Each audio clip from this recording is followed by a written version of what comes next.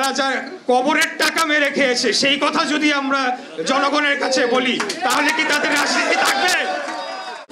আমি যখন অনুষ্ঠানটি শুরু হয় তার আগে শহীদ পরিবার যেখানে বসা ছিল তাদের সাথে গিয়ে বলছিলাম, তো সেখানে গিয়ে আমি শহীদ পরিবারদের মায়েদের কাছ থেকে, বাবাদের কাছ থেকে, সন্তান হারিয়েছে যে ধরনের অভিযোগ পেয়েছি, এগুলা যদি এখন আমি বলি তাদের রাজনীতির রও আর থাকবে না।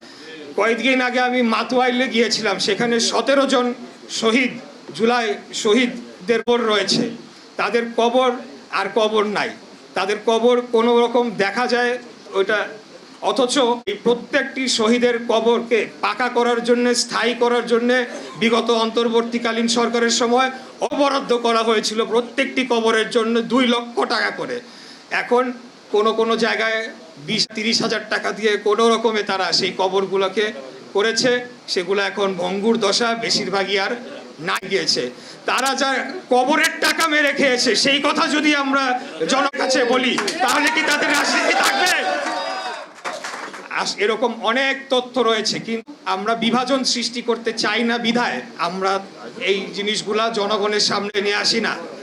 তারা যে জুলাই ফাউন্ডেশন করেছে সেটার কোনো হিসাব দিয়েছে? এখানে তো সরকারের অর্থ, জনগণের ট্যাক্স পেয়ারের টাকা বরাদ্দ হয়েছে, আরও অর্থ বিভিন্ন জায়গায় বরাদ্দ হয়েছে, সেগুলোর যদি আমরা অডিট করি, হিসাব দিই, তাহলে তারা মুখ দেখানোর জায়গা থাকবে না। কিন্তু আমরা মনে করি তারা তাদের সহযোদ্ধা, তারা ফ্যাসিবাদী বিরোধী আন্দোলনে, গণতন্ত্র পুনরুদ্ধারের আন্দোলনে আমাদের সহযোদ্ধা ছিলেন, তাদের অনেক ত্যাগ রয়েছে, তাদেরও রাজনীতি করা উচিত, করার অধিকার রয়েছে।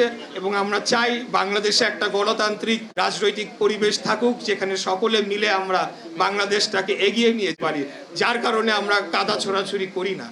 কিন্তু অত্যন্ত দুঃখজনক যে ক্ষমতার লোভে লালায়িত হয়ে তারা যে অন্তর্বর্তীকালীন সরকারের সময় যে ক্ষমতা ভোগ করেছে, আজকে সেই ক্ষমতা হারিয়ে তারা পাগল হয়ে প্রায় হয়ে গিয়েছে। এবং সেই ক্ষমতায় যারা রাষ্ট্র পরিচালনার দায়িত্বে আমরা যারা রয়েছি, কোনোভাবে আমাদেরকে হেয় প্রতিপন্ন করা যায় কিনা সেইটার জন্য তারা প্রয়োজন হলে বাংলাদেশের সম্মানকেও তারা হানি করতে রাজি, কিন্তু এই কাজটি তারা করে।